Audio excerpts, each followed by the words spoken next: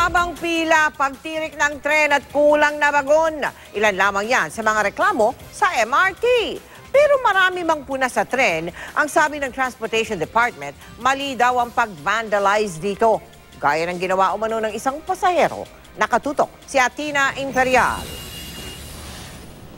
Sinampahan na ng MRT ng reklamong vandalism o paglabag sa Quezon City Ordinance 3433 si Angelo Suarez matapos umanong mahuli kagabi ng security guards ng MRT at pulis na nagsulat ng MRT bulok sa sirang bahagi ng MRT train sa EDSA Quezon Avenue Station.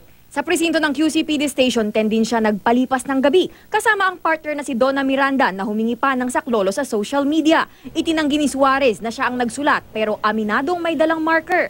Ang pinakita lang naman nila sa aming ebidensya, picture nung sulat na nakita ko naman talaga. Tapos marami kaming nakatingin, nakatitig, natatawa.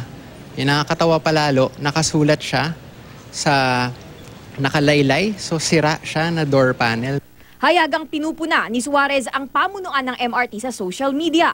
Miyembro siya ng grupong Train Riders Network o TREN at aktibo sa pagsali sa mga protesta kasama ang kanyang pamilya. Matagal na kaming banas dito di lang sa MRT, no? Maski sa LRT dahil hindi na talaga maganda yung serbisyo. Bulok talaga yung sistema at kailangang ayusin ang sistema. I think dapat doon mag-focus yung gobyerno natin, hindi yung sa pagkakaso doon sa isang tao. Ang dapat fokusan talaga paano maayos yung sistema ng tren. Hindi naman daw sinisikil ng Department of Transportation ang karapatang magpahayag. Pero sabihin man daw na simpleng vandalism lang ito, may epekto pa rin sa biyahe. Madali lang naman para sa kanila na linisin yan, binabalik ulit sa track, but that's not the point. Kahit na mabilis linisin yan, ibabalik ulit sa track, the point is na istorbo mo yung operasyon.